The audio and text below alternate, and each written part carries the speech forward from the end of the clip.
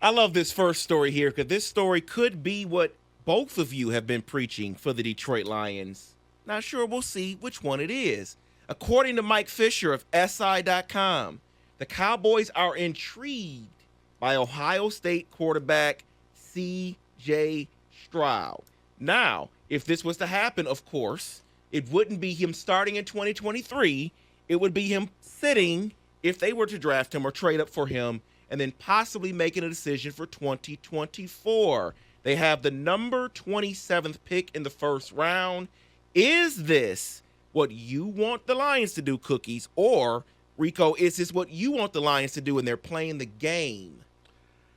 I don't know how they're playing the game because you're sitting down there at the bottom. So, yeah, I mean, it means nothing. Now, here's what I took from that.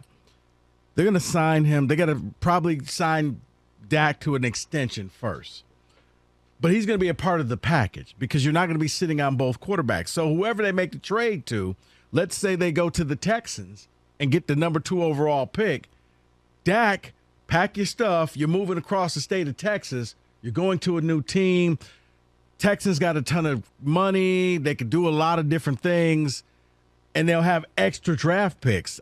I don't see it as Dak's going to be happy playing 1 year and then knowing that his replacement is right there. Cooper Rush, yeah, I can beat this guy every day. CJ Stroud, wait, you think he's the future, don't you? So what am I if he's the future? Well, you're not a part of the team anymore, Dak. Hey, Cooper Rush is a fine Central Michigan Chippewa, so we'll leave that out. He is. What Dallas is discussing, real or not, is what I want to avoid for the Lions. They're picking 27th. For them to get CJ Stroud, they're going to have to mortgage several drafts to go up and get a QB. And I think you got to part with Dak as well. Right, so they're in a sticky situation. I want to avoid that. I think the Lions could be where Dallas is this time next year, where they're picking in the 20s, going, if only we had some way to get into the top 10. They're already there. So, fellas, if I was to come to you after the show and say, you know what, I'm sorry, man, but that just wasn't the best football today I can give you, how would you feel? Probably not happy, right? You should have given me your best. Yeah, we need your best. Well, let me ask you this question. How is the teammates of the punter for the Eagles feeling after the punter said this? Says, I didn't get through the ball as I would have liked on the punt to Kadarius Toney. Is that something you think his teammates are happy to hear, want to hear, or they're like, dude, just shut up. You lost us the game. You never want to hear that. You never want to hear something after the fact. It's like when conferences come out and say, we blew a call and we're sorry, but the call shouldn't have been a first down. Well, you're not giving me the games. You could have kept that to yourself. Take that one to the grave. Well, he didn't cost them the game.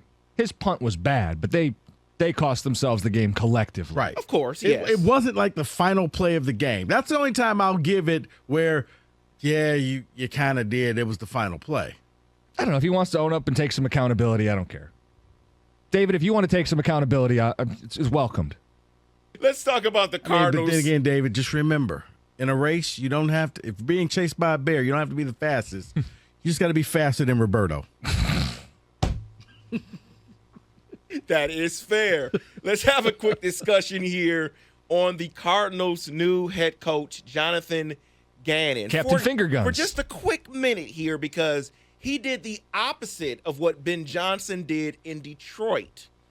Gannon says to NBC News, Peter King, NBC Sports, Peter King, he says that he took the job because he wanted to coach Kyler Murray and he wanted to take a head coaching job this year.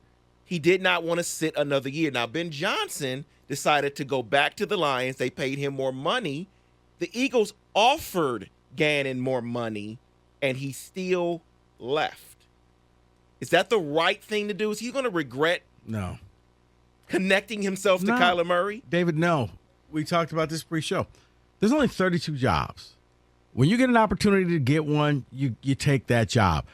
Unless you're the coach of the Steelers, everybody else gets fired at some point. You guys don't fire coaches. You've had 3 in the entire organization's time.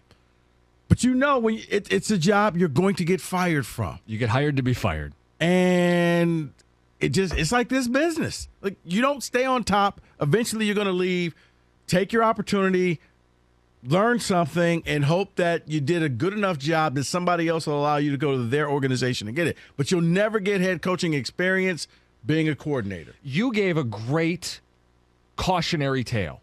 Oh, yeah. Byron Leftwich the year before, hot coordinator candidate, interviewed for the head job in Jacksonville. Didn't get it. Well, it's okay. Next cycle he'll be. Oh, he's fired? Yeah. When you get an opportunity, when somebody offers you, I wasn't a big fan. I know I was being anti-Lion. I wasn't a big fan when Ben Johnson took his name out. Son, you're hot right now.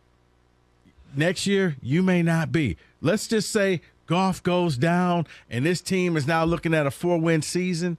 He's not going to get those same offers. So, yeah, you should have took advantage of it. It goes without saying it's our gain, but I was confused when he pulled himself out of jobs because you're not promised anything. Right. But there's another part to this. It's kind of weird here because with Gannon, he didn't know anything about the Cardinals wanting him until the morning of the Super Bowl when the Eagles GM told him. He says, "Did you hear anything about this?" And he says, "No, I have no idea."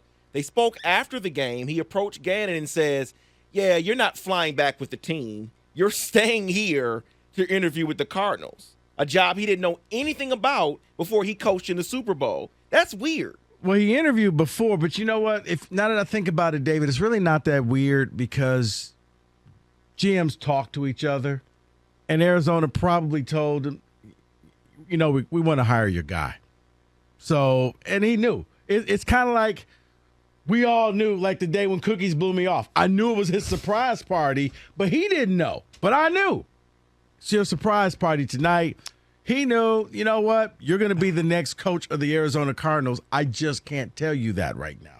Just always got to bring it up. He's going to bring it up forever. That you blew me off? Yeah, I blew you off. Yeah. Hard Knocks is returning again. You know he owns a cat, right? Yes, he owns a cat. In 2023, of course, and there are 4 teams that meet the qualifications that cannot turn this down. Well, they can, but we'll see. We got the Chicago Bears, New Orleans Saints, Washington Commanders, New York Jets. Rico, can I start? Because I think there's one that's just obvious who it's going to be. It's the New York Jets. It's the New York market. It's the possibility of Aaron Rodgers or Derek Carr, new quarterback. Sauce Gardner's going to be a star on that show. They have to pick the Jets. None of the other ones even come close to being appealing. It's the Jets, the Bears, Saints, Commanders. And Commanders. The Saints would be only because I don't know who's left.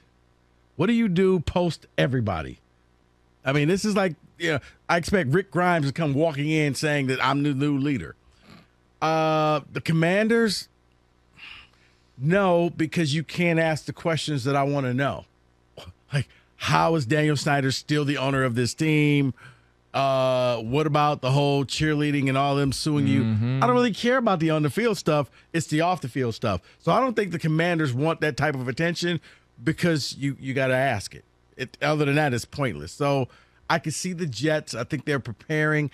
I think the Jets will. I think they end up with Carr. I don't think they end up with Aaron Rodgers. But, yeah, offensive rookie of the year, defensive rookie of the year, young team, New York market. Yeah, they'll become the new media darling, like the Lions, I guess. And then I'll finish this one off with this. We'll get more into franchise tags later, but there's news here with Saquon Barkley that it's now considered likely that he'll hit free agency. There's still a giant gap in negotiations between the team and Barkley, per the New York Post. Saquon wants more than 12.5 a year, and the franchise tag is at 10 a year. Does he end up a free agent? What happens here with the Giants and Saquon? Well, the big domino is Daniel Jones. If they use the franchise tag on him, they can't tag Barkley. Then you have to decide, are you paying a premium for a running back? Going into their second contract, into their late 20s by the time that deal's done? Yeah, but here's the deal. I think he's one of those difference-making running backs. He's proven himself. And here's something that should excite you and Lions fans. Imagine him behind that offensive line. Imagine what this team would look like. If you thought you liked Jamal and DeAndre Swift, Imagine if you had a real running back there. But when you have a real O-line, you don't have to pay a premium. Right. You shouldn't pay a premium. But here's what you now have, to use the example, it's Christian McCaffrey behind that offensive line. You'll get a whole lot more out of him knowing all he has to do is just hit the seam, and now he can just take off and use his God-given abilities to score touchdowns. Do you guys know Rico's a Niners fan? It's nice having an offensive line. I tell you that much. I don't have one. Well, you had one for 70 years. Yeah, I need more, and that is maybe you should hire a fourth coach in football today.